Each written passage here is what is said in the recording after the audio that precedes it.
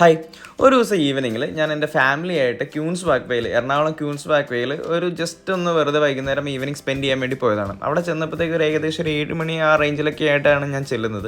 അവിടെ ചെന്നപ്പോഴത്തേക്കും ഒരു food truck കാണുന്നുണ്ട്. ആ ഫുഡ് ട്രക്കിൻ്റെ അടുത്തായിട്ട് നല്ല രീതിക്ക് ആളുകളുടെ തിരക്കുമുണ്ട്.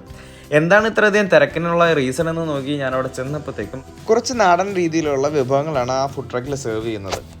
ബീഫ് വിന്താലും അതുപോലെ തന്നെ ബീഫ് സ്റ്റൂവും അപ്പവും പിന്നെ അതുപോലെ തന്നെ ബ്രെഡും ഉണ്ട്, എല്ലും കപ്പയും, പിന്നെ അതുപോലെ കുറച്ച് സൂപ്പും കാര്യങ്ങളൊക്കെ ആയിട്ടാണ് അവരവിടെ സെർവ് ചെയ്യുന്നത്. പിന്നെ മെനു കാർഡിൽ തന്നെ ഇവരുടെ പ്രൈസിങ് നോക്കിയപ്പോഴും എല്ലാം വളരെ അഫോർഡബിൾ ആയിട്ടുള്ളൊരു പ്രൈസ് റേഞ്ചിലാണ് ഇവരവിടെ സെർവ് ചെയ്യുന്നത്.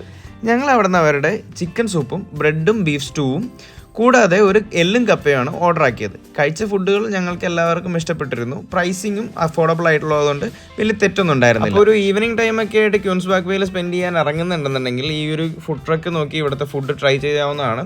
ഈ ഫുഡ് ട്രക്കിൻ്റെ പേര് വരുന്നത് അളിയൻ്റെ ചായക്കട എന്നാണ്. അപ്പോൾ ഇനി മറ്റൊരു വീഡിയോ ആയിട്ട് കാണുന്നവരെ ടാറ്റാ ബൈ ബൈ.